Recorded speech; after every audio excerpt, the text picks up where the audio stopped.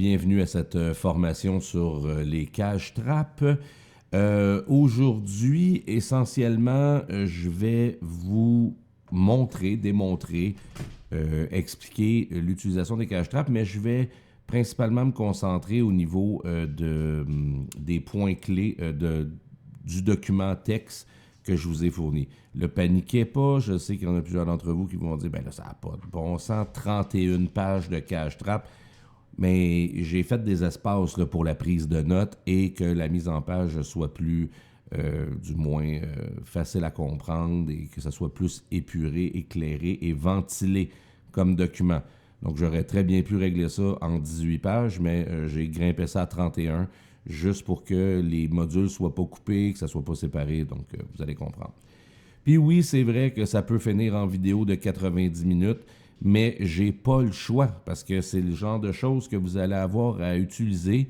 Puis j'aime mieux que vous preniez 90 minutes à temps perdu puis que vous les regardiez une fois de temps en temps. Vous pouvez regarder, mettons, 30% de la vidéo le mardi soir, l'autre 30% de la vidéo le mercredi soir, puis l'autre 30% de la vidéo le vendredi soir. C'est pas grave.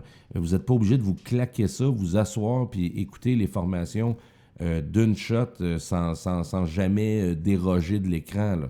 Donc, allez-y à votre rythme. Mais il ne faut jamais oublier là, que c'est 16 ans d'expérience dans le monde de sauvetage des animaux que j'essaie de vous transmettre le plus possible sans jamais rien oublier pour que, après ça, sur le terrain, et que les autres nouveaux qui vont rentrer vont pouvoir bénéficier de ces connaissances-là.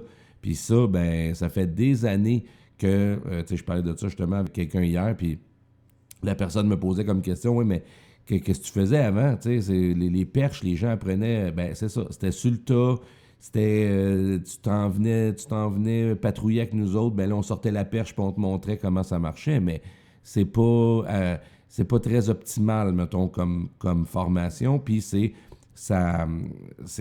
très, très du cas par cas, puis quand tu peux, puis quand tu peux pas, là, ça devient vraiment compliqué.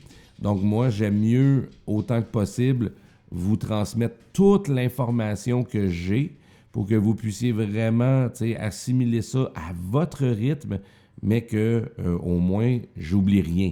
Puis que sur le terrain, que vous ayez toujours ce que vous avez appris en arrière de la tête. Alors, les cages trappes. Alors, l'introduction, ça c'est le module, le chapitre 1, la section 1, c'est l'introduction. Ben, ça, naturellement, je passe toujours pas mal en diagonale. L'objectif de la formation, ben, c'est que vous soyez en mesure d'utiliser les cages trappes de façon sécuritaire. Là, il y a une particularité avec les cages trappes, c'est qu'il faut que ça soit sécuritaire pour vous, mais pas mal plus aussi pour l'animal, parce que l'animal peut se blesser vraiment avec ce genre d'outils-là. Alors, on va regarder ça. Donc, l'objectif des formations, c'est toujours que vous puissiez apprendre à connaître la pièce d'équipement et comment vous en servir, ni plus ni moins. Donc, le public cible, aspirant, recrue, dans le but de pouvoir faire de la patrouille et éventuellement, ben, quand il y a des sauvetages, moi que j'ai fait, je pense à Steven, on avait une moufette là, qui était dans un canal. Là. 3 semaines de temps, la moufette était dans le même canal.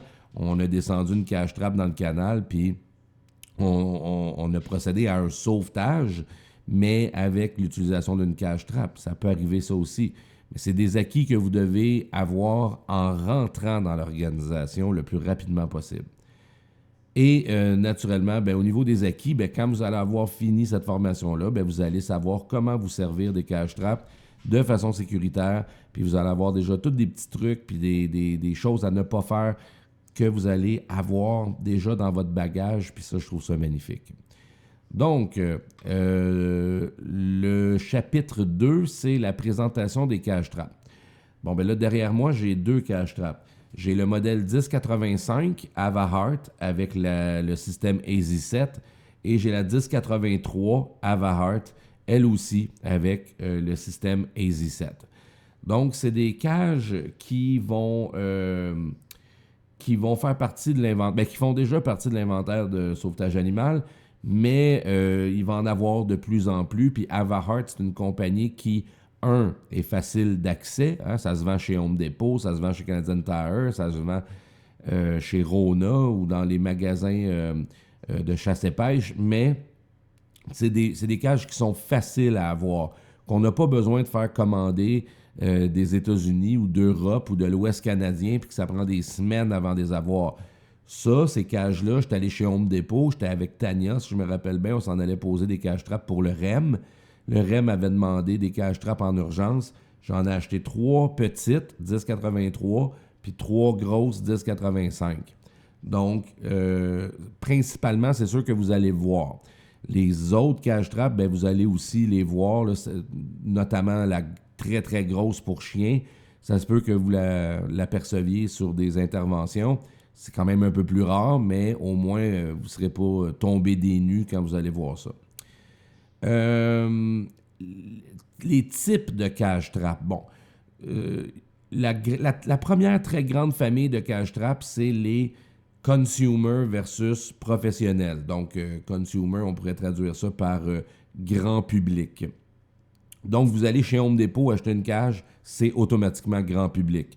C'est pas destiné à un usage intensif à chaque jour. Tu sais, des compagnies d'extermination ou de gestion de la faune, eux autres, des cages de ce genre-là, ils appellent ça du light duty, donc à utilisation légère. Ben ça, c'est sûr que c'est pas super avantageux pour eux autres parce qu'ils vont en passer, puis ils vont en passer, puis ils vont en passer. Donc, Avahart, c'est vraiment la compagnie grand public, mais qui fonctionne très bien pour nos besoins aussi, du moins en ce moment. Il y a une autre entreprise, bien, il y en a plusieurs, là, mais celle avec laquelle on va faire également affaire, c'est l'entreprise Tomahawk. Et eux autres, c'est eux qui fabriquent la très grosse cage à chiens. C'est des cages qui ont une solidité accrue, vraiment même au niveau du grillage, là, on a un gauge de grillage pas mal plus impressionnant. On a même une peinture puis un revêtement qui est appliqué sur les différentes composantes, donc résistance au niveau de la rouille, des intempéries. Fait que c'est vraiment des cages qui sont considérées heavy duty pour un usage plus professionnel, mais en très grande majorité du temps, là, on va travailler avec des light duty, mais qui font très très bien la job pareil. Ensuite, les modèles disponibles, ben, j'en ai parlé, c'est la 1083, c'est la petite sœur de la 1085, sont, à part la grandeur bien sûr, en tout point identiques. On va voir ça justement dès maintenant. Les composantes principales. Ben, les composantes principales, là, je peux peut-être juste, pour être bien certain de voir... OK, non, c'est ça. Les composantes principales, lorsqu'on va prendre la cage en main, ça c'est la petite, là, donc c'est sûr que ça se manipule pas mal mieux. Là. Je vais juste revenir en mode caméra pour voir ce que je fais. Donc, les composantes principales, bien, la première composante, c'est le grillage. Donc, l'intégralité de la cage, la cage elle-même, parce que c'est une cage trappe. Donc, les cages trappes, ça le dit, c'est d'abord et avant tout une cage qui est équipée d'une trappe. Voilà. Donc, les cages trappes, c'est dans un contexte, si vous n'avez jamais vu ça, si vous ne connaissez pas ça, c'est tout à fait normal. Mais le principe de la cage trappe, c'est pour attraper un animal qu'on n'est pas capable, il ne se laisse pas approcher, puis c'est dans un endroit où est-ce qu'on ne peut pas trop aller, où on ne peut pas rester trop longtemps. Puis l'animal, ben il faut le capturer. Là. On peut pas le laisser là. T'sais, je donne un exemple. Il y a un animal qui est aperçu sur une toiture d'un bâtiment à Montréal. Mais les toitures à Montréal se touchent toutes. Puis là, il y en a. Puis lui, il peut se promener là-dessus. Là, puis on veut pas trop y faire peur pour qu'il se pitche en bas. Fait que qu'est-ce qu'on peut faire? On va utiliser une cage trappe. Il va rentrer à l'intérieur. Il va manger la nourriture, la cage va se refermer, si tout se passe bien, et l'animal va être capturé. Après ça, on remonte sur le toit, puis on va chercher la cage, puis on amène le chat avec nous autres. Fait que ça, c'est une des possibilités. Mais il y a plein de scénarios possibles. Là. C'est même à l'infini, les scénarios. Là. Mais ça nous permet de capturer un animal à distance, quand il a l'impression qu'il est tout seul, puis que là, finalement, il peut venir manger un petit peu. Ça, c'est le scénario idéal. Alors, c'est le genre de choses que C'est ce genre de scénario que la cage trappe, c'est le moyen idéal. On ne commencera pas à courir après un chat sur des toitures de Montréal. On va le laisser venir à nous. On est plus wise. Donc, les composantes. Alors, la cage et naturellement la porte, qu'on va appeler la trappe. Donc, les cages trappes, ils ont des portes qui vont venir se refermer. Donc, la porte, elle se referme parce qu'elle a un ressort. Donc, elle va refermer. Mais là, elle n'est pas verrouillée. Là. Si l'animal poussait dans la porte, là, il pourrait très bien s'en aller. Donc, ça se passe en 2 temps. Fermeture de la porte, verrouillage de la porte. Donc, ça ici, il y a un ressort aussi là-dessus. Là. Il est ici, le ressort. Donc, il est quand même très puissant comme ressort. Donc, clank, ça va venir fermer. Et je ne sais pas si vous allez pouvoir voir à la caméra, mais dans le fond, là, si j'étais l'animal et j'essayais de pousser sur la porte, ce qui empêche la porte de remonter, c'est vraiment ça ici. Donc, si j'enlève ça, l'animal peut en masse pousser sa porte puis sortir. Donc, un coup que la porte est refermée et que le verrouillage est en place, bien, le petit step en plastique ici va venir à côté dans le verrouillage et puis ça l'empêche l'animal de se pousser. C'est quand même très bien fait pour ça. L'autre composante, à part la porte et le dispositif de verrouillage, une autre des composantes très importantes, c'est la plaque de déclenchement. La plaque de déclenchement, c'est la petite plaque que vous voyez ici dans le fond de la cage qui fait office un peu de plancher, si je peux dire. Là, naturellement, la cage n'est pas armée, mais lorsqu'on va armer la cage, la plaque de déclenchement va venir se surélever comme ça. Et lorsque l'animal va venir mettre ses pieds, hein, le but ultime, c'est qu'il vienne mettre ses pieds ici, bien, ça va déclencher la cage. Alors, ces modèles-là, en particulier, sont équipés de la technologie EasySet. Donc, qu'est-ce que ça veut dire, ça, la technologie EasySet? C'est qu'en temps normal, les cages trappes, mettons, un peu plus bas de gamme, ça va être une porte, comme ça.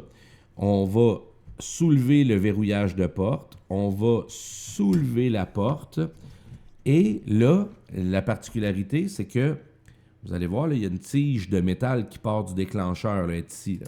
Ça, la tige de métal, elle part du déclencheur, puis elle s'en va jusqu'au système, dans ce cas-ci, c'est la poignée d'armement et de désarmement. Mais les autres cages-trappes, c'est un crochet qui va venir ici s'accrocher avec la porte. Puis vous voyez, Havahart utilise les mêmes portes pour la technologie EasySet puis les technologies à crochet. La preuve de ça, c'est que si vous regardez ici, juste ici, vous allez voir un trou dans la porte avec une petite tige, une petite barre transversale. Eh bien, ça, c'est fait pour venir accueillir le crochet qui va venir s'installer là. Quand l'animal appuie sur le déclencheur, la tige va tirer sur le crochet qui va avoir pour effet d'enlever le crochet et de refermer la porte, toujours avec le même dispositif de fermeture. La particularité de la technologie EasySet, ça le dit, c'est EasySet, c'est que on va, avec la poignée, c'est un peu comme du tir au poignet, si je peux dire. Là. Donc, la poignée, il y a 2 poignées là-dessus. La poignée de transport et de manipulation de la cage pour la soulever puis la transporter. Puis la poignée d'armement. Alors, lorsqu'on fait comme un tir au poignet, vous avez déjà joué au tir au poignet? Bon, bien, on fait un tir au poignet comme ça. Et la cage... Ah, c'est parce que là, la sensibilité est au maximum. Là. Je vais la mettre au minimum. Parce que ça, c'est une autre composante, la vis pour l'ajustement de la sensibilité. Donc, je recommence. Je prends ma poignée. Je viens l'armer comme ça. Et puis là, la cage est armée. C'est aussi simple que ça. Fait que, en ce moment, si un animal rentrait à l'intérieur et venait mettre sa patte ici sur la plaque de déclenchement, ça aurait pour effet de fermer la porte. Donc, l'animal est capturé à l'intérieur. Vous allez remarquer que les plaques de déclenchement sont loin de la porte, justement pour laisser l'animal rentrer à l'intérieur le plus loin possible et éviter que la porte referme sur leur dos ou pogne leur queue ou bien que la porte se referme pas complètement. L'animal se revient de bord ou bien il recule, puis la porte n'est pas fermée au complet et ça a pour effet que l'animal s'en va. On va le voir un peu plus loin. Ça, c'est un des points que c'est important de choisir un bon format de cage. Tu peux pas choisir une cage comme ça pour un chat. Un chat errant, il va rentrer là-dedans. La porte, elle va y tomber sur le dos. Avec un peu de chance, il va avoir peur puis il va avancer dans le fond de la cage. Qu'est-ce qu'il va faire? Que ça va refermer la cage au complet puis verrouiller. Mais les possibilités qu'il recule sont aussi là. Puis là, ben, tu viens de perdre ton chat puis il rentrera plus jamais dans ta cage. Donc, au niveau des composantes, la cage, la porte, le dispositif de verrouillage, poignée de transport, poignée d'armement, vis pour la sensibilité. Puis, tu sais, il faut comprendre juste le concept là, au niveau de la vis de sensibilité. Quand vous regardez ça comme ça, là, vous voyez que la poignée, elle vient coter directement sur la plaque. Ça, c'est un autre, là, la plaque sécuritaire. Quand on tient la poignée comme ça évite que le raton laveur ou le chat puisse avoir contact avec nos mains. Tu sais, si c'était du grillage partout, c'est pas mal proche, mettons. Là. Mais quand on va venir visser, là, regardez bien ce qui va se passer. La poignée va se soulever. Et plus qu'elle se soulève, plus que c'est facile de déclencher la cage. Là. Regardez, j'ai même de la misère à la garder armée là, à un point tel que c'est est sensible. Donc, je vais venir dévisser un petit peu. Là, elle est armée, mais est ultra sensible. Donc, si je prends mon doigt ici, là, puis que je viens à côté dessus, là, j'ai à peine de pression à mettre. Donc, la vis de sensibilité, c'est vraiment une bonne affaire. Si pour une raison X, naturellement, c'est quelque chose qui peut faire défaut, il y a même des cages trappes qui ne l'ont plus, la vis de sensibilité, ben moi, ce que je fais, c'est que je vais venir mettre du papier. Je vais venir, mettons, plier 3-4 feuilles de papier, puis je vais mettre ça en dessous de la poignée ici. Donc, ça va avoir pour effet de la soulever. Parce que si elle est à côté complètement, ben c'est exactement comme du tir au poignet. Hein? Si tu pars là, de très très loin puis tu essaies de relever comme ça va être très dur, ça va te demander beaucoup d'efforts. Que si tu pars du milieu puis tu essaies juste de coucher, ça va te demander beaucoup moins d'efforts. Donc, c'est exactement le concept du tir au poignet. Donc, l'effet de bascule. Voilà. Fait que ça, c'est au niveau des composantes. Là. Je vais juste venir mettre mon écran avec mes sujets. Là. Je vais le mettre ici parce que sinon, je ne le vois pas. Attendez une seconde. Je prends ça, puis je viens de mettre ça ici. Là. Bon, parfait. Alors, les composantes. Bon, maintenant, la différence entre les modèles. Bien, la différence entre les modèles est quand même assez simple.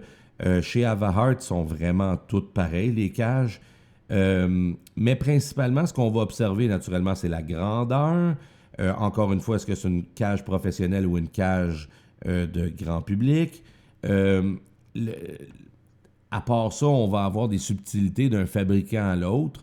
D'un fois, il y a des portes qui sont à guillotine. D'un fois, il y a des portes qui sont comme celle-là à charnière.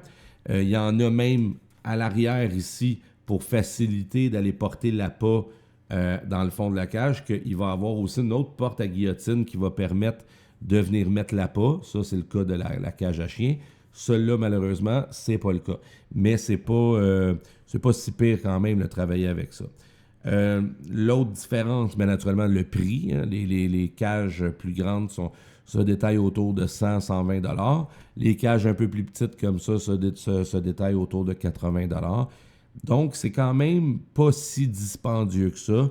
Puis ça nous permet vraiment de compléter tous les outils, l'éventail d'outils qu'on a à notre disposition. Ensuite de ça, le fabricant et les modèles recommandés, encore une fois, je pense que je n'ai pas besoin de le répéter, Havahart, donc H-A-V-A-H-A-R-T. Havahart, une entreprise américaine qui vraiment fait des produits de qualité. Donc, ça, c'est un must et elle se retrouve principalement chez Home Depot. Home Depot, ils ont une belle variété des produits Havahart, contrairement aux autres magasins grande surface. Utilisation sécuritaire, équipement de protection individuelle. Bien, lorsqu'on va être sur le terrain et qu'on va manipuler une cage, il faut comprendre qu'une cage, c'est fait avec du grillage. Et qui dit grillage peut dire, justement, là, regardez ici, là, dans le coin, il y a des petits morceaux de métal là, qui peuvent dépasser, là, qui peuvent venir très coupants. À plusieurs endroits sur la cage, il y a des endroits où on peut s'accrocher, principalement sur les coins comme ça. Donc, c'est sûr que le port des gants, ça va être vraiment important de se rappeler qu'on doit les porter. Même ici, là, regardant en façade, là, toutes les lignes dépassent de la cage. Donc, vous voyez ici, là, toutes les petites lignes dépassent. Fait que ça, c'est sûr que ça peut venir graffiner pas mal. Lunettes de sécurité. Les gants, les lunettes, c'est le pays de base pour à peu près n'importe quoi. Donc, les cache-trappes ne font pas exception. Alors ça, c'est sûr que pas besoin de porter un casque, là, mais tout dépendant où est-ce qu'on va porter la cache-trappe. Mais gants, lunettes, c'est vraiment la base. Si on vient récupérer un animal qui est à l'intérieur, bien là, je recommande très fortement le gant de contention, ou du moins, vous pouvez porter juste un gant, mais il faut que ça soit le gant qui vient mettre sa main sur la poignée. Ça, c'est au niveau de l'équipement de protection individuelle. L'inspection et la vérification avant l'utilisation, bien, c'est super simple. Hein? À toutes les fois qu'on va venir installer une cache-trappe, on va regarder, surtout en dessous du déclencheur, de la plaque de déclenchement, est-ce qu'il y a des morceaux qui pourraient venir obstruer la fermeture de la plaque de déclenchement. On va regarder si elle est droite, on va regarder si elle est kinkée, bumpée, bossée, n'importe quoi. On va faire le tour, on va vraiment visuellement inspecter les différentes pièces. Ici, ben, à l'ouverture, on a ça ici qui a un ressort. Est-ce que le ressort est fonctionnel? Est-ce qu'il revient en place facilement comme ça? Donc là, on va venir mettre son doigt ici pour tenir le ressort surélevé. Mais on va aussi tester la porte. Est-ce que la porte, lorsque je la relâche, elle revient en position? Donc ça aussi, ça va être quelque chose à regarder. Le fil de fer ici, ça c'est particulièrement sensible à la corrosion, à la rouille. Donc on va le regarder, voir s'il n'est pas fendu, fissuré à n'importe quel endroit. Donc ça c'est une autre chose importante. Les embouts de plastique ici, de caoutchouc, on s'assure qu'ils sont bel et bien à l'intérieur et bien positionnés. C'est ce qui va faire en sorte que la porte de la cage va rester vraiment en plein centre et qu'elle n'accrochera pas sur le grillage latéral. Donc, on va regarder également, naturellement, est-ce que lorsque j'utilise la poignée d'armement, elle reste armée? Donc, on va même on va vérifier si la vis de sensibilité fonctionne. Bien que ça ne soit pas une composante essentielle, on va quand même l'évaluer. Putain, un petit point à préciser. Celle-là est identifiée avec un tie wrap vert fluo. L'autre aussi également, juste ici, il y a un tie wrap vert fluo. Ça veut dire que c'est mes cache traps. Donc, c'est les cache traps du 3-1. Alors, à partir de là, rapidement, je sais que c'est ma cache trap. S'il n'y avait pas d'identification dessus, là, à ce moment-là, je me prends un autre tie wrap vert fluo, puis je viens y mettre un tie wrap. Ça fait partie de l'inspection, ça fait partie de est-ce que ma cage est fonctionnelle. Donc, on s'entend qu'elle peut fonctionner, pas de tie wrap, mais il faut qu'il y ait des tie wraps sur vos affaires. Et puis, naturellement, on va venir simuler la fermeture de la cage, à savoir est-ce qu'elle fonctionne bien. Donc, on peut faire ça 2-3 fois, ajuster, vérifier que la cage se ferme. On a une cage qui est fonctionnelle. Donc, ça, c'est au niveau de l'inspection. Ensuite de ça, on va regarder les dangers environnementaux. C'est quoi les dangers environnementaux? C'est plein de places où est-ce qu'on ne pourrait pas installer la cage trap. Que ce soit, j'en parle un peu plus loin dans le document, là, dans les utilisations dangereuses, mais à proximité d'une source électrique, à proximité d'une source de chaleur ou de froid intense, en hauteur. Donc, on ne va pas venir poser la cage-trappe sur le bord d'un balcon que la cage pourrait éventuellement tomber. Donc, les dangers environnementaux, c'est quelque chose qu'on va surveiller. Puis, la manipulation des cages-trappes de façon sécuritaire. Donc, quand on se promène avec une cage-trappe, celle-là, c'est une 1083, est assez petite, mais les 1085 qui commencent à être grosses. Là. Fait que quand tu te promènes avec ça, surtout dans une maison ou dans un bloc appartement ou dans un immeuble à condo, souvent les concierges ou les propriétaires sont avec nous puis ils nous suivent. C'est pas le temps de commencer à cogner ça ces murs, c'est que ça graphine, ça va faire vraiment des dommages au niveau de la structure du bâtiment puis du gyps ou peu importe, mais tu sais, c'est pas le temps de commencer. Il faut faire attention là, quand on manipule et qu'on transporte une cage-trappe. Ensuite de ça, les précautions météorologiques. Donc, l'utilisation sécuritaire de la cage-trappe, ça passe aussi par est-ce qu'il annonce 40 cm de neige dans le prochain 24 heures? J'irai pas mettre une cage-trappe sur un terrain. Elle va se faire ensevelir sous la neige. Imaginez qu'un animal rentre à l'intérieur et que la neige commence à tomber par-dessus big time. C'est pas le temps. On va pas mettre ça non plus dans des endroits où est-ce que la souffleuse ou la gratte peut passer puis pogner à la cage. Et il y a plein d'utilisations dangereuses. D'ailleurs, il y a un module pour ça. On y revient un petit peu plus loin. Donc, mais les précautions météorologiques, c'est est-ce qu'il va faire trop froid? Est-ce qu'il va faire trop chaud? Est-ce qu'il va faire trop soleil? On va-tu mettre ça en plein soleil au milieu de la cour? Non. On va préconiser des zones d'ombre. Voilà. Donc, ça, c'est pour ce qui est de la météo. Est-ce qu'il va mouiller? Pas possible. Est-ce que l'animal va finir qu'il est détrempé? Faut pas oublier qu'un animal qui bouge pas à l'intérieur de la cage ne peut pas se réchauffer. Il n'a pas la capacité de se réchauffer. Il bouge pas. Ses muscles ne bougent pas. Donc, il est confiné et exposé aux intempéries. Bon. Chapitre 4, législation et réglementation. Ça, je le passe très rapidement parce que ça s'applique plus ou moins à nous, mais je l'ai quand même mis dans le document. Ce qui encadre l'utilisation de cage-trappe, c'est principalement la loi C61.1 sur la conservation et la mise en valeur de la faune au Québec. Pas besoin de vous dire que c'est une loi qui s'applique à monsieur, madame, tout le monde, qui s'applique aussi à sauvetage animal, mais dans un cadre plus... je veux dire, il y a plus de tolérance, mettons, pour nous, pour la SPCA ou pour les services animaliers, que monsieur, madame, tout le monde, qui n'ont pas les connaissances nécessaires et les formations nécessaires, justement. Par contre, ce que je voulais vous dire au niveau de la réglementation interne, c'est que nous, on interdit l'utilisation de cage-trappe à des fins de courtoisie, dans le sens que il y a quelqu'un qui a un raton laveur sur son terrain, il n'aime pas ça, avoir un raton laveur sur son terrain, on n'est pas dans l'équation, là. Nous autres, on ne commencera pas à niaiser avec ça.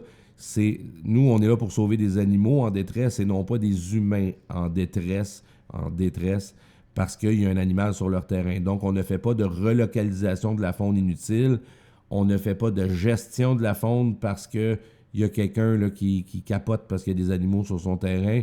On ne fait pas ça. Donc, l'utilisation de la cage-trappe et la relocalisation des animaux le moins possible et dans des contextes très particuliers. Ensuite, les animaux à déclaration obligatoire, je ne ferai pas la liste exhaustive. Il y en a plein qui ne peuvent pas rentrer dans une cage-trappe. Une buse à queue rousse ou un faucon pèlerin, il ne rentrera pas là-dedans. Un bœuf musqué, il ne rentrera pas là-dedans. Les caribous, les orignaux, les cerfs de Virginie, ils ne rentreront pas là-dedans. Si on utilisait éventuellement la grosse cage à chien, on pourrait pogner coyote, loup, renard gris. Ça, c'est tout dans les animaux à déclaration obligatoire. Mais bon, ce qu'il faut savoir, c'est que dans des plus petites cages comme ça, ben on peut pogner de l'opossum. Les opossums sont à déclaration obligatoire, donc il faut faire attention. Les renards gris, c'est extrêmement rare, mais ça pourrait rentrer dans une 1085 en masse, puis là, on serait pogné. Les jeunes coyotes, les jeunes loups ou les jeunes renards gris pourraient rentrer dans des plus petites cages, mais bon, ça reste des exceptions. Qu'est-ce qu'on fait si jamais il y a un animal à déclaration obligatoire qu'on devrait attraper avec ça? Bien, on ne l'attrape pas parce que c'est pas notre mandat, puis c'est un agent de la protection de la faune du Québec qui doit gérer la capture d'un animal à déclaration obligatoire. Mais qu'est-ce qu'on fait si l'animal rentre à l'intérieur de la cage accidentellement, puis que c'est un petit coyote? Bien, naturellement, s'il est blessé, malade ou mort, on communique avec les agents de la protection de la faune, ou orphelins là, aussi. Encore faut-il le prouver, ça c'est la portion plus complexe. Et sinon, ben, tout simplement, on va venir réouvrir la cage pour le libérer directement sur place. On va pas aller libérer ça à 18 km. Là. C'est son territoire ici, il faut qu'il reste ici. Puis ça aussi, c'est une autre affaire. Les gens, les citoyens vont souvent nous dire « Hey, il y a un renard, pas un renard, mais un raton laveur là, sur mon terrain, il a l'air blessé pas mal. Là. Je sais pas si vous pouvez l'amener dans un refuge ou l'amener. » Mais qu'est-ce qu'ils veulent ultimement, souvent, c'est pas le bien de l'animal, mais bien de s'en débarrasser. Puis là, ils vont essayer de jouer une corde sensible sur « Ah, il a l'air blessé », pour que nous autres, on fasse comme « Ah, on s'en occupe, on s'en occupe ». Mais ça, naturellement, il faut bien évaluer ça. Je vous le rappelle, notre réglementation interne interdit le déplacement d'animaux, la relocalisation d'animaux à des fins de courtoisie.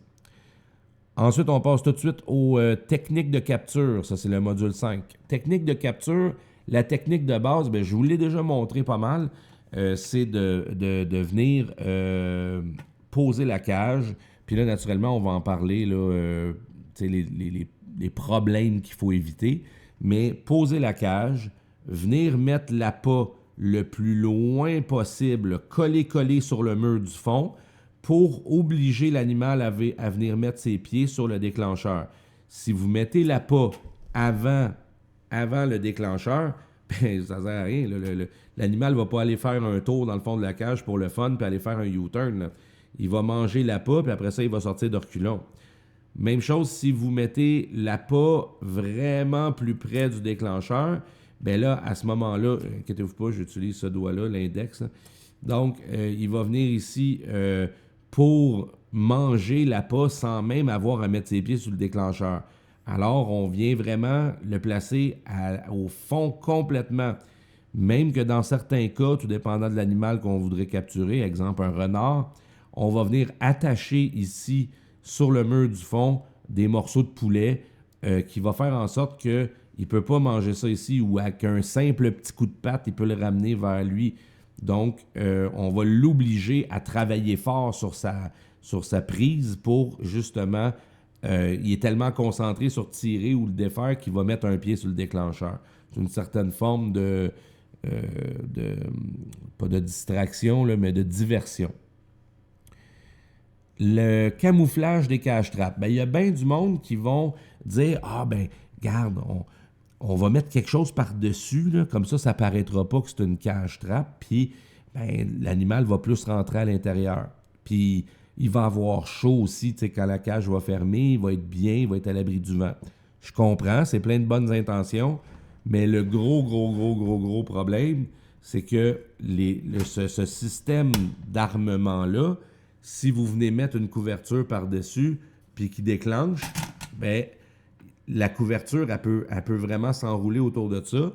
La porte ne fermera pas au complet. Puis là, ben, l'animal va sortir. Alors, on ne veut pas ça, naturellement, vous avez compris. Même chose au niveau de la porte. Ça m'est déjà arrivé, on essayait de pogner des renards dans le cimetière de l'Est à Montréal.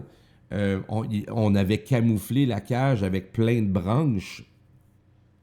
Mais il fallait faire attention parce que s'il y a une des branches qui vient se placer ici et que là, la porte essaie de fermer, attendez, je vais juste la déclencher, là. Ben, regardez. Et voilà, elle accote sur la branche et elle ne fermera pas. Elle pourrait pogner dans le tissu de la couverture. On ne met rien sur la cage-trappe proprement dit. On pourrait mettre éventuellement quelque chose en dessous, toujours en faisant attention que ça ne vienne pas obstruer la plaque de déclenchement. L'utilisation d'une planche de bois, justement, ça vient dans le même sens, dans la même veine. C'est que si, exemple, vous voulez mettre ça dans le gazon, bien, le gazon va avoir pour effet, là, les brins de gazon vont passer à travers le grillage, puis ils vont venir accoter dans la plaque de déclenchement. Qu'est-ce que ça va avoir pour effet, ça? Bien, quand l'animal va venir mettre le pied sur le déclencheur, il va avoir un tapis de gazon en dessous, puis le déclencheur ne descendra pas suffisamment pour déclencher la cage. Donc, on essaie, si c'est possible, on peut mettre une planche de bois à l'intérieur. J'ai même pensé, moi, me couper des planches de bois exactement le format du plancher, de la cage, ce qui va rajouter une stabilité puis un poids supplémentaire, donc plus difficile pour l'animal de commencer à faire verser sur un côté ou l'autre la cage, faire basculer la cage par accident. Ça fait que ça va venir ajouter une stabilité, une sécurité. Puis là, naturellement, en calculant sont où les anneaux, on fait des petits trous dans notre planche de bois, puis là, on pourrait venir fixer ça avec des tie wraps pour que même lorsqu'on soulève la cage, que la planche de bois reste en dessous, ce qui nous permettrait de mettre la cage en plein milieu d'un tas de gazon, puis de ne pas être inquiet. T'sais, l'autre chose aussi qui va faire que ça prévient, c'est les roches. T'sais, mettons, c'est de la terre, puis à l'endroit où est-ce qu'on met la cage trappe, on dépose la cage trappe sans trop regarder, puis il y a une roche qui vient direct en dessous de la plaque de déclenchement. Canceller le projet, là. Il y aura beau avoir un bébé ours qui rentre là-dedans puis qui pèse sa plaque, la roche en dessous va empêcher la plaque de descendre. Je suis vraiment désolé. J'étais encore un peu malade. La stabilisation de la cage, la stabilisation de la cage, ça peut passer par différents moyens. Moi, j'ai déjà posé des cages trappes dans des endroits assez inusités, mais l'outil par excellence, c'est vraiment le tie wrap. T'sais, on pourrait même, à la limite, s'il y a un chat dans un arbre, puis qu'on n'est pas capable d'aller le chercher pour une raison X, Y, Z, on pourrait carrément venir installer avec des tie wraps la cage dans l'arbre, en autant qu'on prend, qu'on considère toutes les pièces mobiles qui ne doivent pas être obstruées. Ça serait possible d'installer ça n'importe où. Je pourrais très bien venir avec un tie wrap ici. Je vais essayer de le faire, je n'étais pas prévu, là. Mais je pourrais très bien venir avec un tie wrap ici, comme ça, venir installer ça sur une branche, autour d'une branche. Naturellement, pas juste avec un tie wrap, là, on s'entend. Il faudrait qu'il y ait un tie wrap ici, puis un tie wrap là, puis il faudrait aussi, s'il y a juste des tie wraps en dessous, là, la cage pourrait basculer d'un côté ou de l'autre. Donc, il faudrait éventuellement mettre un autre tie wrap quelque part pour le poignet avec une autre branche, mais c'est pas impossible. Ça serait même quelque chose que j'aimerais essayer à un moment donné. Mais si la cage est dans un endroit où est-ce qu'elle est instable, on doit la stabiliser. Et ça rajoute un coefficient de difficulté parce que là, il faut s'assurer que les tie wraps qu'on met, si, mettons, la porte est ouverte puis qu'on commence à mettre des tie wraps directement à l'embouchure de la porte, on court après le trouble. Là. Ça se peut que la porte va fermer pareil parce que le tie wrap est mince, mais on veut-tu vraiment manquer notre shot? On veut pas, non. Je vous le dis, je réponds à la question pour vous. Ensuite, l'installation en milieu inusité. J'en ai parlé. Faut juste faire attention. Moi, ça m'est déjà arrivé de poser une cage trappe dans un plafond suspendu parce que je savais que le chat se promenait là-dedans. Mais une cage trappe je ne sais pas si vous avez déjà manipulé ou installé du plafond suspendu. Les dalles de plafond suspendu, les tuiles, sont quand même assez minces, puis ils ne pourraient pas tolérer une 1085 avec un chat dedans en plein milieu de la plaque, de la tuile. Il y a des maudites bonnes chances que quand ça va commencer à valisser en haut, que la cage puis le chat passent à travers le plafond suspendu. La chute de la cage trappe, il s'agit juste que la chute arrive, mettons, sur le coin de la cage trappe, ça va avoir pour effet d'ouvrir la porte, puis c'est merci, le ciao bye, c'est fini. Là. Donc, ça m'est déjà arrivé de placer des cages trappes dans le plafond. Mais je n'utilisais pas non plus ces modèles-là, parce que, dans le fond, si le plafond finit ici, le danger qu'on a, c'est que la poignée de déclenchement va à côté dans le plafond, puis elle ne fermera pas. Parce qu'on a besoin de toute ça de clairance, là. Je ne sais pas ça représente quoi, ça, mais au moins un bon 6 pouces de clairance pour que le mécanisme vienne fermer. S'il y a quelque chose qui entrave ça, ça ne fermera jamais. Fait que ça, il faut toujours garder ça en tête, puis tout le temps le répéter, regarder, voir de quoi ça a l'air. Quand je dis le répéter, c'est le visualiser, puis l'essayer, là, voir si ça fonctionne. Et naturellement, peut-être un autre exemple de milieu inusité, j'en ai parlé un peu.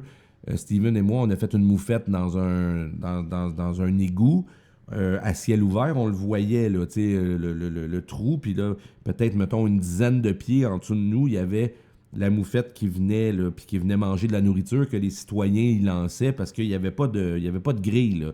C'était genre, allô la moufette, puis là, ils lançaient du stock, là, tu sais.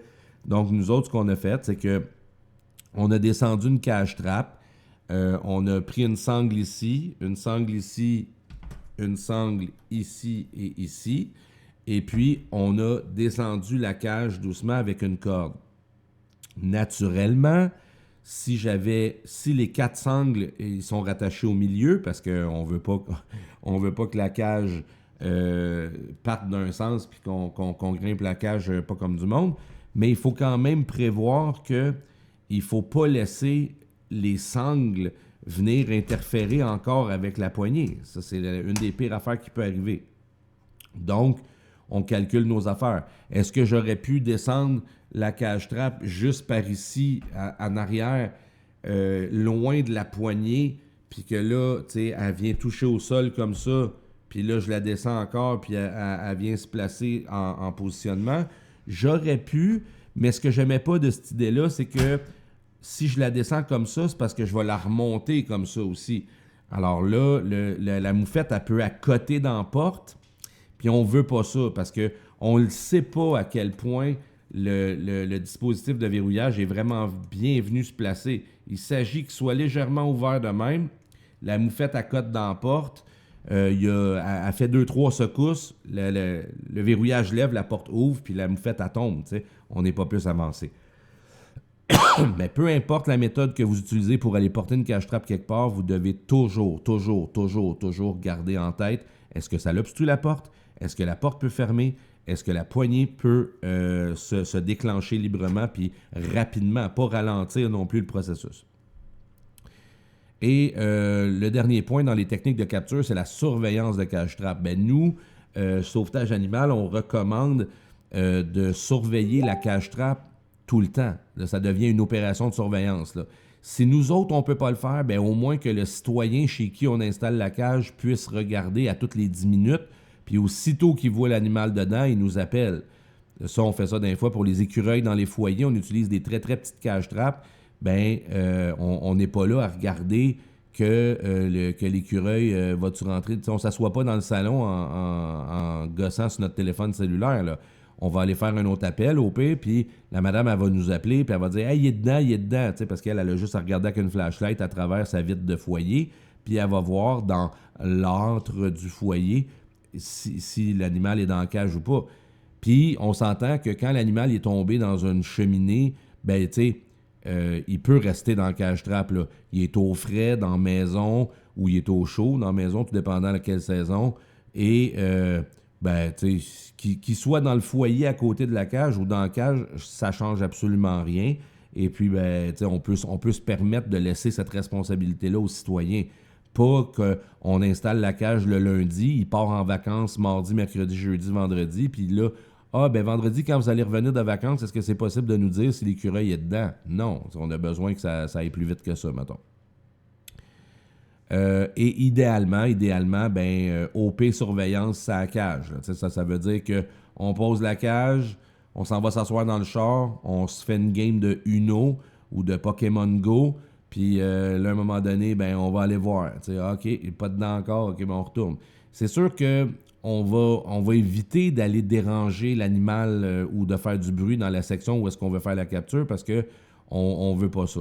L'idéal des idéaux, ça serait d'avoir mettons, une caméra qui permettrait, par Wi-Fi, de regarder sur notre téléphone cellulaire si l'animal est dans la cage. Il n'est pas dans la cage, OK, il n'est pas dans la cage. Puis là, à un moment donné, on regarde, oups, il est dans la cage, as-tu vu? Fait que là, on descend du char, on s'en va le chercher. T'sais.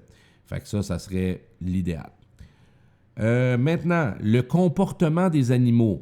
Ça va aller assez vite, pareil, comme module, parce que le comportement des animaux, Moi, je voulais diviser le comportement au moment où on prépare notre intervention de capture, au moment où on installe la cage, au moment où dans le fond, l'animal vient voir la cage puis qu'il l'observe, le comportement au moment où il se fait capturer, qu'est-ce qui fait après que ce soit fait capturer, quand nous, on vient récupérer la cage et qu'on manipule la cage, qu'est-ce qui fait, le transport de l'animal, puis éventuellement le transfert ou la relâche, ben ça, je voulais voir ça avec vous très rapidement. Alors, le premier point, c'est la préparation de la capture. Quand on va arriver sur place, on va observer. Est-ce que l'animal est là, justement? Est-ce qu'il nous regarde? Est-ce qu'il n'y aurait pas possibilité de faire ça dans un secteur où est-ce qu'on est plus à l'abri du regard de l'animal qu'on essaie de pogner? Et naturellement, on va évaluer toutes nos affaires. C'est-tu du gazon? C'est-tu du ciment? Bon, peu importe. Mais ce qu'il faut observer, c'est la réaction de l'animal, hein, parce qu'on est dans le comportement des animaux, là. Alors, est-ce qu'il nous regarde? Est-ce qu'il nous voit? Il peut être stressé à notre présence, puis il peut même quitter pour finalement se protéger de notre présence. Mais on n'a pas le choix, on est là. Et c'est ce qui nous amène très rapidement à l'installation de la cage-trappe. Au moment de l'installation de la cage-trappe, ben on fera pas des... Tu sais, on criera pas, on dira pas « Hey, amène-moi! Je pense qu'il y a une canne de convalescence, là. Ça sent fort, ça va être bon, ça. » On va tout faire dans le calme, on va faire dans le silence, on va installer nos affaires, on va installer l'appât, puis on va s'en aller le plus vite possible parce qu'on ne veut pas interférer avec l'opération de capture avant même qu'elle ait commencé. Donc ça. Ensuite, qu'est-ce qui va arriver au moment de la capture? Ben, la plupart des animaux ont pas mal toutes la même réaction. Puis quand la cage-trappe est installée, l'animal s'en va dans le fond, clac, la porte se ferme. Déjà, le bruit et la vibration de la cage, ce bruit-là très, très caractéristique de la porte qui ferme, ça va y faire peur au bout. Fait qu'il va jumper, il va faire une crise du bacon à l'intérieur de la cage. Il va peut-être même vouloir ressortir par où il est rentré. Alors, il va pousser dans la porte, ce qui va faire qu'il va peut-être se blesser, même au niveau du nez. Il va peut-être tellement gratter pour sortir du grillage, puis casser le grillage qui peut se faire mal au niveau des griffes, au niveau des pattes. Donc, c'est pas rare qu'on va avoir des animaux qui se sont arrachés un peu de poêle là, parce qu'ils voulaient s'enfuir. Mais cette période de temps-là va durer peut-être 1 minute, 2 minutes, puis à un moment donné, ils vont se rendre compte que, regarde, son poignet, il n'y a pas grand-chose qu'ils peuvent faire. Ce qui nous amène tranquillement à la post-capture. Qu'est-ce qui se passe après la capture? Ben là, après la capture, après essayer de se débattre puis tout ça, ils vont se calmer. Vous allez voir, là, ça va être des montagnes russes d'émotions. Là. Donc là, il était très calme. Un stress super évident au moment de la fermeture de la cage. Ça va popper de tous les sens. Ça. D'ailleurs, c'est là que la cage risque de valser un peu. Après ça, il va se calmer. Il va même manger l'appât qu'on a mis à l'intérieur. Et puis, souvent, ils vont être sur leurs pattes en train d'observer ce qui se passe un peu autour, mais ils sont plus en train là, de se pitcher partout. Et là, nous, on va venir récupérer et manipuler la cage-trappe. Donc, on va descendre des véhicules, on va s'approcher, là, il va nous voir, là, il va nous regarder, puis là ça se peut qu'il reparte sur un tour au niveau du stress, puis que là, il va essayer de défoncer la porte encore pour nous fuir. Il va essayer de gratter pour nous fuir. Il va essayer de nous faire peur, nous intimider, voire même de nous attaquer, mais tant qu'il est dans la cage, il ne constitue pas un danger pour nous. Donc, la cage, c'est super important. Justement, ça va valser, là, ça va danser. Là. Donc, en considérant qu'il va y avoir de la danse, il faut que ça soit solide, puis que tous les morceaux tiennent. Et là, nous, ce qu'on va faire à partir de là, c'est qu'on va venir... Là, c'est le temps de mettre une couverture par-dessus la cage-trappe. Bon, les animaux, quand ils ne voient pas ce qui se passe dans leur environnement, il y a 2 choses qui arrivent. Ils vont s'immobiliser parce qu'ils ne savent pas ce qui se passe, puis ils vont se calmer. Donc, on va venir poser... Puis si c'est une moufette à l'intérieur, le simple fait de venir poser une couverture par-dessus la cage, elle ne voit pas ce qui se passe. Elle pourrait éventuellement arroser parce qu'elle a du grip, là, elle a du métal, elle peut s'agripper. Là. Les moufettes ont besoin de s'agripper pour pouvoir lancer leur muscle. Donc, le fait de mettre une couverture, ben là, on tombe même dans un côté éthique et responsable. On veut pas créer... C'est le fun là, de prendre une cage-trappe puis de regarder l'animal comme ça, parce qu'on est curieux, puis c'est la première fois qu'on voit ça, une moufette de proche de même. Je vous le conseille pas. Mais il faut penser à l'animal. Donc, on va pas crier, on va pas « Hey, viens voir! » Non, non, non, non, non. On met la couverture, on parle doux, ou voire même pas pantoute, et on va pouvoir prendre la cage puis la soulever. Au moment où on la soulève, l'animal va sentir qu'il quitte le sol. Ça peut brasser un peu. Donc, on la tient fermement, la cage, parce que quand on va soulever, ça se peut que ça se mette à brasser. Pas le temps d'échapper à la cage. Encore une fois, une cage qui tombe au sol, ben déjà, peut endommager la cage à un point tel qu'elle part à la retraite. Donc, on vient de mettre 120$ à l'eau. Mais aussi, en tombant, le mécanisme de verrouillage peut ouvrir la porte, puis là, on se ramasse avec un animal en cavale qu'on ne retrouvera fort probablement pas. Ensuite de ça, on va venir mettre la cage enveloppée dans notre véhicule, et puis là, le transport vers un refuge ou vers un lieu de relâche. Mais tout ça, c'est des détails qu'on regardera rendus aux interventions. Mais dans le véhicule, naturellement, on n'écoute pas du Megadeth à 28/30. Là. Donc, on va essayer de garder ça le plus silencieux possible. On va essayer de ne pas trop faire de bruit, de discuter trop fort. On va même essayer d'éviter de discuter point. Donc, tout ce qui pourrait créer un stimuli sonore, visuel, on va éviter ça le plus possible, naturellement. Et naturellement, quand on va arriver à soit transférer l'animal dans une autre cage, exemple au refuge, à la SPCA ou peu importe. À la SPCA, c'est le fun, c'est eux qui s'occupent de ça dans une pièce en bas, puis ça, ils le font pour nous. Mais il y a des places dans des refuges où est-ce que ils vont demander notre aide, puis là, il faut tenir la cage. Fait que c'est important d'écouter les instructions de ces places-là parce qu'eux sont plus habitués à faire des transferts de cage. Mais voilà, donc on écoute les instructions, on fait pas de gestes brusques, on n'ouvre jamais la cage avant que tout le monde nous dise « Ouais, t'es prête? Ouais, t'es prête? Ouais, t'es prête? Ouais, t'es prête? » OK, là, on ouvre la cage. Donc, ça, c'est au niveau du transfert. Puis le relâchement, mettons, on va au parc du Mont-Royal, on met la cage au sol. C'est pas le temps de faire ça un dimanche matin quand il y a les tam-tams, puis qu'il y a 300 personnes autour de nous, puis qu'on lâche un raton. Il n'y a rien de plaisant. On va aller choisir un spot où est-ce qu'il y a toutes les choses nécessaires pour ces impératifs biologiques. Les ratons laveurs, ils aiment les plans d'eau, ils aiment les gros arbres matures avec des trous où est-ce qu'ils peuvent venir se protéger pour l'hiver.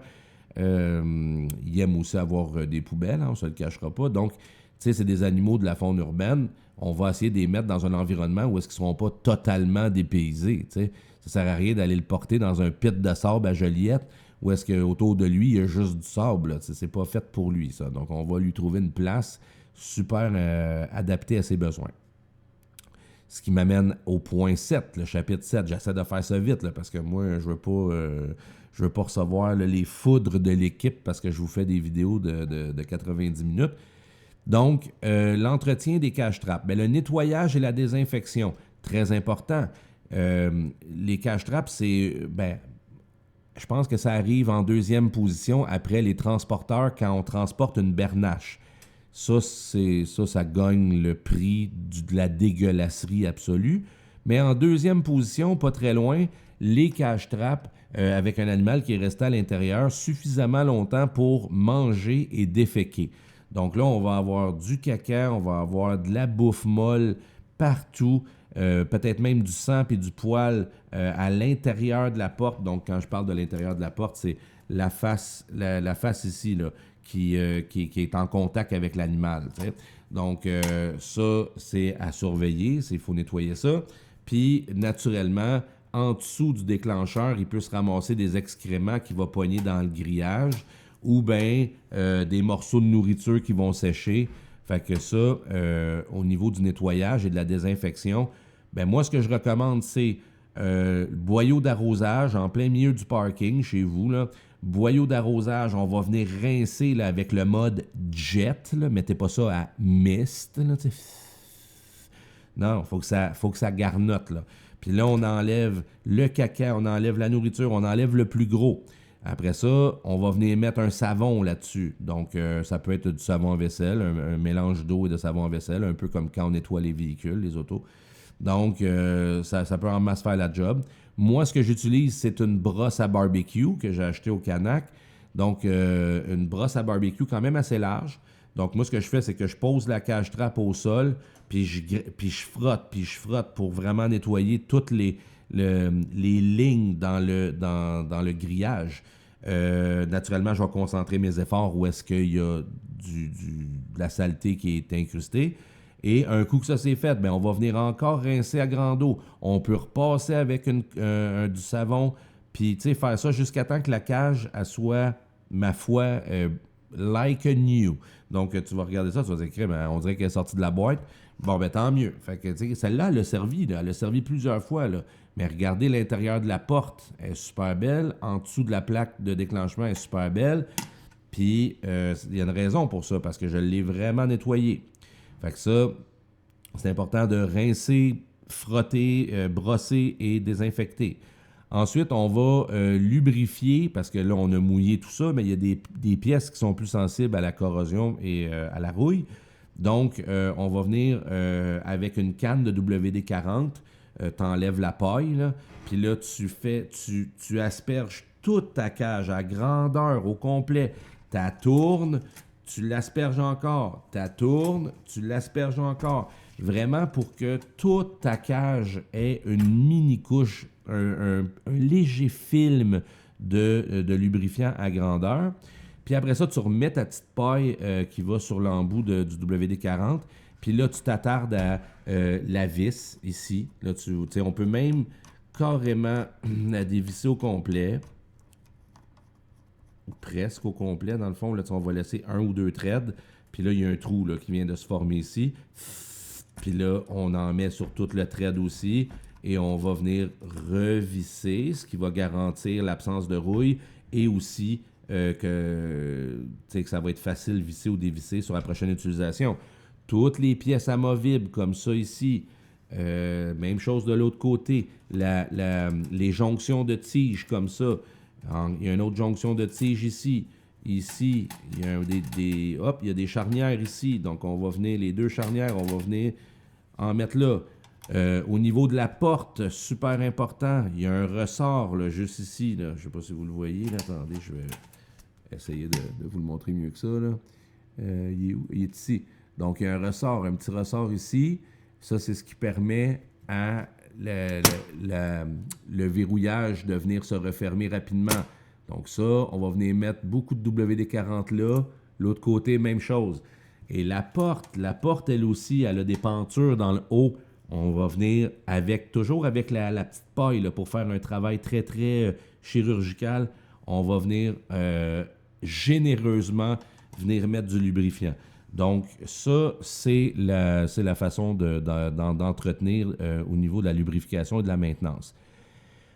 Une cage qui est enduite de WD-40 comme ça, ben là, on va venir la frotter avec un chiffon doux là, ou une microfibre, puis on va essayer d'enlever l'excédent. Il ne faut pas que ça soit une affaire qui dégouline de partout non plus. Donc, on va venir chiffonner ça, enlever l'excédent. Puis on ne veut pas non plus qu'il y ait trop de poussière qui va venir coller dessus parce qu'elle est trop grasse. Et après ça, on va, si on a une petite 1083 comme ça, puis une 1085 comme ça, ben elle fit dans elle. Fait que c'est comme des poupées russes de cage-trap. Fait qu'au lieu d'avoir deux cage-traps dans la valise du char, ben on a une cage-trap qui contient une autre cage-trap. Donc, moi, la première chose que je ferais, c'est que je nettoierais mes deux cage-traps, j'ai lubrifié mes deux cage-traps. Après ça, je vais venir insérer la petite dans la grosse.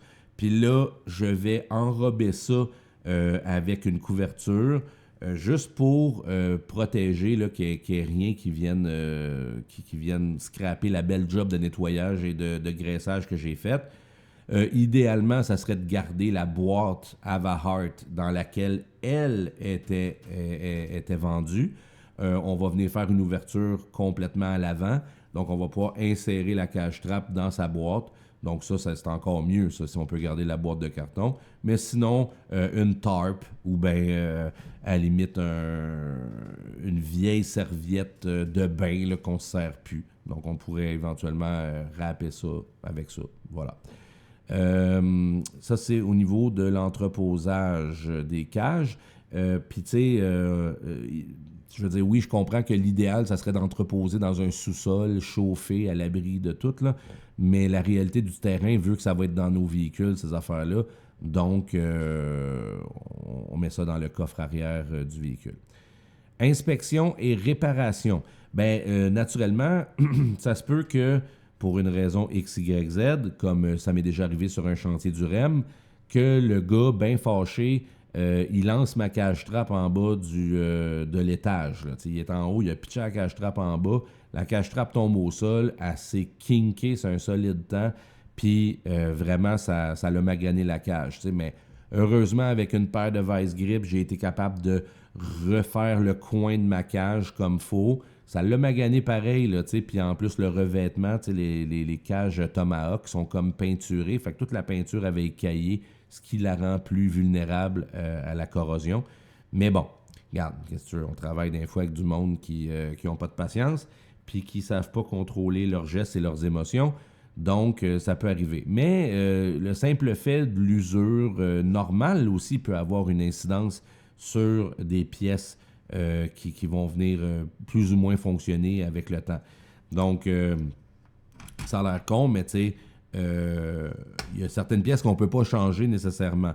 Mais il y a des petites affaires, des fois, qu'on peut, avec une paire de longue nose ou une paire de vice grip, ou bien juste, des fois, de venir resserrer un peu ou quoi que ce soit, ça peut faire la job. Tu sais, regardez ici à l'arrière, il y a des genres de petits anneaux qui viennent, dans le fond, tenir en place la jonction entre l'arrière de la cage et la cage elle-même. Bien, ces petits anneaux-là, des fois, ils ont tendance à agrandir un peu. Bien, avec une petite paire de longue nose, on vient juste appliquer une pression pour les refermer comme il faut, puis le tour est joué. Par contre, si la cage est comme plus ou moins fonctionnelle ou qu'on se rend compte que le problème est un petit peu plus majeur, ben là, on est aussi bien de changer de cage. C'est 80$ cette cage-là. On ne commencera pas à mettre 7 heures de réparation sur une cage à 80$. Donc, on va changer la cage tout simplement. Même chose pour les plus grosses cages. Et si vous tombez sur une cage qui appartient à Sauvetage Animal et que vous vous rendez compte qu'il y a un bris ou une malfonction, ben vous devez la déclarer, ce bris ou cette malfonction. J'arrive aux erreurs fréquentes. Une des erreurs les plus fréquentes, hein, le module 8, là, erreurs fréquentes, c'est les surfaces inadéquates. Donc, ce qui va arriver, c'est que les gens vont mettre les cages trappes dans le gazon. Donc, j'en ai parlé, planche de bois, n'importe quoi, ou tout simplement nettoyer un peu l'asphalte là, pour pas qu'il y ait de petites roches, puis venir mettre sa cage trappe directement au sol pour empêcher d'obstruer la plaque de déclenchement. L'autre erreur fréquente, c'est se tromper de poignée. Oh mon Dieu Seigneur, j'avais hâte de vous en parler de ça parce que c'est arrivé. C'est arrivé à Isabelle à l'époque. Le cœur m'a arrêté. On fallait poigner une maman chat et tous ses bébés en dessous d'un balcon à Verdun dans le coin de la 4e avenue. Et qui maintenant habite chez ma mère. Cette maman-là, avec ses bébés, habite chez ma mère. Là. Fait que ma mère, elle a 5 chats chez elle. Puis c'est toutes des rescues qu'on a faites. Donc, l'affaire avec les Havahart, si vous les regardez, il y a 2 poignées. Il y a la poignée de transport et la poignée d'armement. Alors, je veux juste attirer votre attention sur quelque chose quand même assez évident. Si la cage trappe est au sol et que vous voulez la soulever du sol avec un animal à l'intérieur, je le rappelle, c'est cette poignée-là qu'il faut utiliser. La poignée qui est dans le sens de la cage qui va nous permettre de la soulever et de l'amener. Si, par inadvertance, et j'ai vu ça plus qu'une fois, vous prenez cette poignée-là pour la soulever et soulever la cage, bien, j'attire votre attention sur la devanture de la cage. qu'est-ce qui vient de se passer? Qu'est-ce qui vient de se passer? Juste le fait de soulever. On ouvre la porte. On ouvre la porte suffisamment pour que, avec un peu de chance, comme la fameuse fois à Verdun, là, le chat regardait dans l'autre direction. Donc, il ne voyait pas la porte. Mais si le chat est face à la porte et qu'en soulevant, ça l'ouvre de ça vient de s'arrêter là. Puis il n'y a absolument rien qui peut l'empêcher de péter dans la porte puis de s'en aller, parce que la porte, elle va juste ouvrir plus, puis that's it, that's all, ciao, bye, le caniche, on ne le reverra plus jamais. Donc, quand vous soulevez une cage Havahart, que ce soit la petite ou la 1085, sont pareils, ne prenez jamais cette poignée-là, parce que aussitôt qu'elle va être en position surélevée, elle va ouvrir. Puis elle ouvre pas beaucoup, mais elle ouvre juste pour faire chier puis perdre l'animal. Donc, ça, c'est se tromper de poignée. Après ça, l'emplacement incorrect de l'appât. Bien, ça, j'en ai parlé un peu. L'appât, il est pas proche du déclencheur, il est pas avant le déclencheur, il est complètement dans le fond. Puis, moi, souvent, ce que je vais faire, c'est que là, ça fait exprès, là, j'ai pas de rien à portée de la main qui pourrait... Ah, attendez une seconde, je vais regarder ce que j'ai dans mes poches. Non. Ah, ben j'ai ça ici, regardez. La paire de pinces et mon appât. Donc, on va venir ouvrir la cage comme ça. On va la tenir... en mettant sa main sur la poignée de transport, il y a la possibilité de tenir la porte ouverte finalement. Parce que si vous la tenez juste ici, puis là, vous commencez à jouer avec puis vous tombez dans la section du déclencheur, bien là, elle va pouvoir fermer. Donc, quand vous tenez, là, vous tenez la poignée, mais vous accotez aussi pour empêcher que la porte ferme. Vous allez, sur les modèles plus petits comme ça, vous allez poser l'appât complètement dans le fond, puis, tu sais, ça se fait bien, là, avec un bras normal, ça se fait bien. La 1085 est chiante parce que, tu sais, il faut que tu rentres ton bras pas mal, là. Moi, ce que je fais, dans le fond, c'est que je vais venir mettre ma canne de bouffe, je vais la faire glisser jusque dans le fond. Puis, je m'attendais pas à ça. Je vais la faire glisser jusque dans le fond. Puis, quand j'arrive ça, c'est une technique, vous allez voir, là, vous allez développer ça avec le temps. Mais quand, des fois, elle glisse, puis là, elle accote sur le déclencheur, puis elle veut pas traverser. Fait que je fais juste comme j'ai fait faire le step, elle passe par-dessus, elle glisse, puis elle s'en va dans le fond. L'espace sur une 1083 est vraiment pas grande, là. 1, 2, 3. C'est 3 pouces, ça. C'est 3. Il y a 1 pouce par 1 pouce, là, ici, là. Donc, 1, 2, 3 pouces avant d'arriver au déclencheur.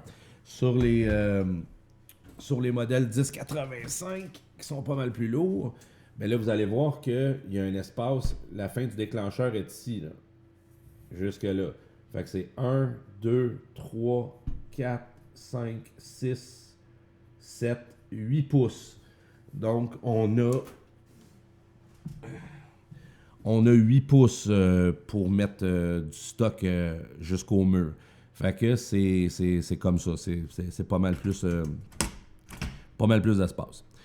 Ensuite, le mauvais choix du format de la cage. Utiliser une cage comme ça pour attraper un chat errant, c'est pas adapté. Ça, c'est pour des petites moufettes, parce que ça peut être gros, une moufette, là.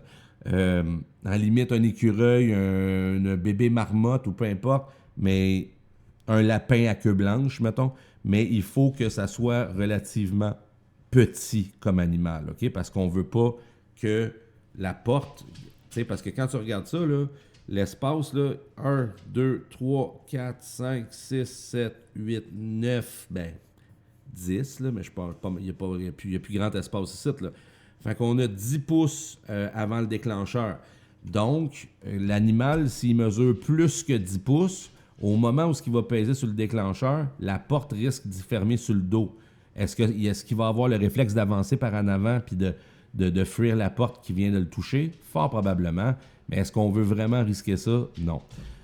Tandis que sur un modèle comme la 1085, je peux bien le calculer. 1, 2, 3, 4, 5, 6, 7, 8, 9, 10, 11, 12, 13, 14, 15, 16, 17, 18 pouces, 3 pieds, avant d'arriver au déclencheur. Ce qui est pas mal plus intéressant. Puis, tu sais, il y a moyen d'ajuster la sensibilité sur une grosse 1085 comme ça pour pogner quelque chose de très petit, là. C'est peut-être pas un lapin à queue blanche, là, mais un bébé moufette, là, si elle est moindrement bien ajustée avec une sensibilité qui a de l'allure, là, le bébé moufette peut déclencher ce cage-là sans problème. Donc, c'est faux de penser que c'est un peu vrai aussi. Mais si l'animal est pas... si on a l'impression que l'animal n'est pas assez pesant, là, on peut peut-être utiliser une plus petite cage. Mais c'est quand même très sensible. Justement, la sensibilité mal ajustée, ça, c'est une autre erreur. Parlons-en. La cage, comme ça, est en mode, là, vous voyez, la poignée est complètement à côté sur le dessus de la cage. Si je me mets à visser la vis de sensibilité, là, il va même arriver que je ne serai pas capable de la garder en place. Ou du moins, ça va être très difficile. Non, elle veut pas. Fait que là, je fais un demi-tour comme ça. Bon, là, ça, c'est la sensibilité absolue, là, genre plus. J'accote mon doigt sur le déclencheur, là. Elle ferme. Le problème, c'est que ça ne sera pas nécessairement l'animal qui va déclencher la cage trap. Avec une sensibilité accrue comme ça, regardez, elle a même de la misère à rester en place, là. Mais avec une sensibilité accrue comme ça, là, il y a un coup de vent, elle ferme. Fait que ça sert à rien là, de mettre des cages full sensibles, là. Donc, on va enlever de la sensibilité. On peut cogner ça cage. Ah, regarde, elle ferme. T'sais. Bon, en même temps, je veux dire, il n'est pas censé avoir rien qui cogne là-dessus, mais juste de manipuler un peu comme ça. Hein? Ah, elle ferme. Fait que là, à ce moment-là, je peux enlever de la sensibilité. Ah, elle ferme encore, mais là j'ai commencé à tapoter pas mal fort. Là, j'enlève encore de la sensibilité.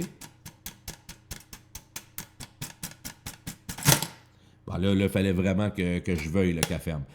Mais bon, juste pour vous dire. Bon, fait que, tu sais, là c'est correct, là, dans le sens qu'on commence pas à donner des coups de pied dans la cage, voir si elle va fermer, elle va fermer. Mais, tu sais, là, au moins, elle ferme pas pour rien. Puis là, si je pèse un peu, elle ferme. Parfait. Fait que ça, c'est la sensibilité absolue. Ben, pas absolue, mais le sweet spot de la vis de sensibilité. Et l'utilisation inappropriée de la couverture, ben ça, j'en ai parlé. On ne met pas de couverture par-dessus. Ce qui nous amène au point 9, l'utilisation dangereuse ou inappropriée. Une cage placée en hauteur, donc sur le bord d'un toit. Tu fais pas ça. L'animal va rentrer là-dedans, ça va valser, la cage va tomber en bas, tu vas tuer quelqu'un. Proximité d'un plan d'eau. Même affaire. Tu mets pas ça proche d'une rivière ou sur une roche, c'est à côté de la rivière des Prairies. L'animal va rentrer dedans, ça va valser un peu, plare dans l'eau, l'animal meurt noyé. On n'aime pas ça. Une piscine, tu mets pas ça sur le rebord d'un deck ou d'une piscine, tu cours après le trouble. Ventilation et gaz d'échappement. Ben, tu mets pas, mettons, la cage trappe en arrière de ton char qui roule, parce que l'animal va tout respirer ça le temps qu'il va être pogné, il ne pourra pas s'en aller, il va tout respirer ça.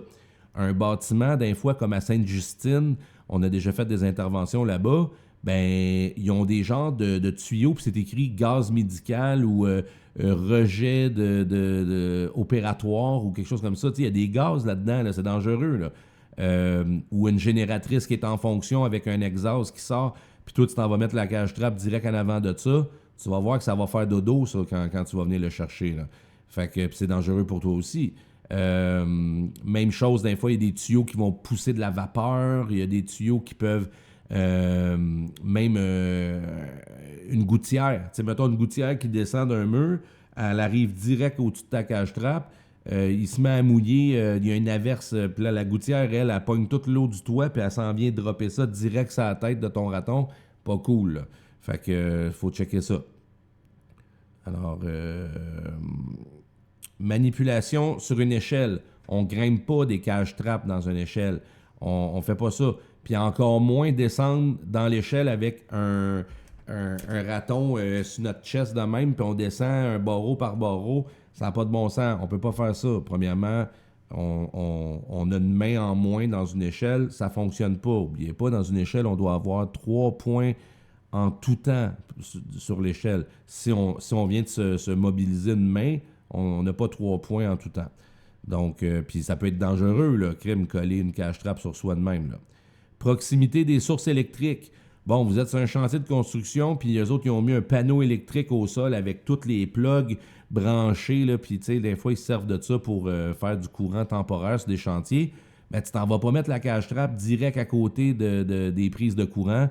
Les fils, tout ça, c'est dénudé un peu par bout. Aïe, aïe, aïe. Tu veux pas ça, c'est tout en métal.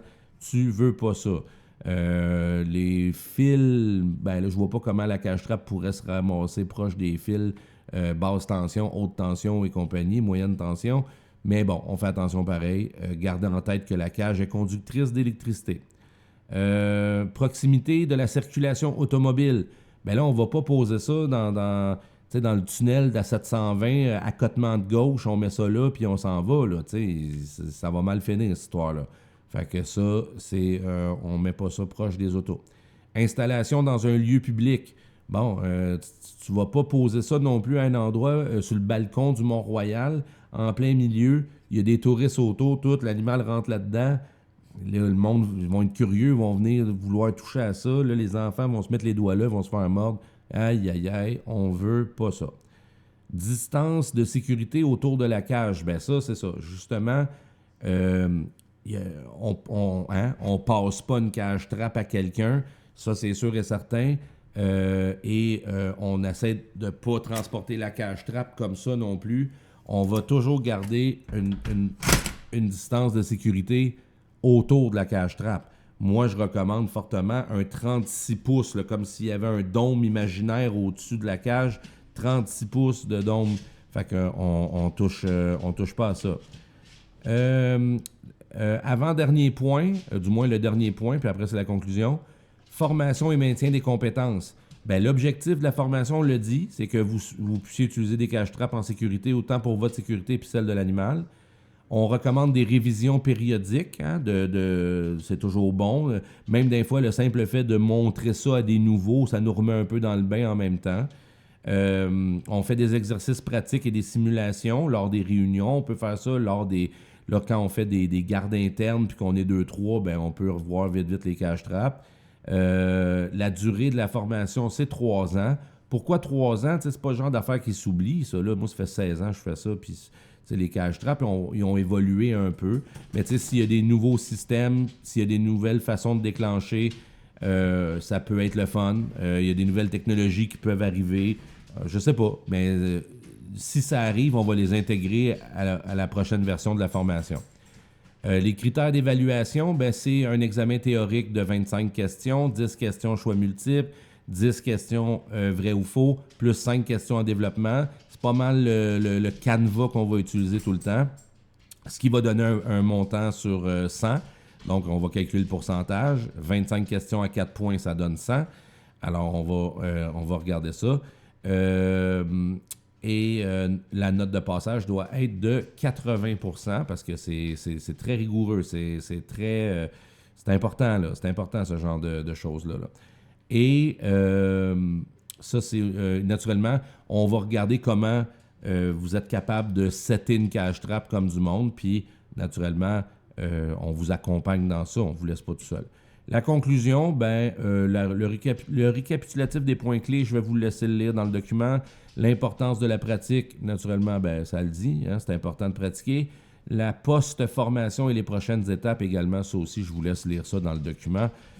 Pour ma part, je suis pas mal convaincu que j'ai fait le tour. Fait que 1h20 de formation, c'est une bonne moyenne. Merci d'avoir été là. Au revoir.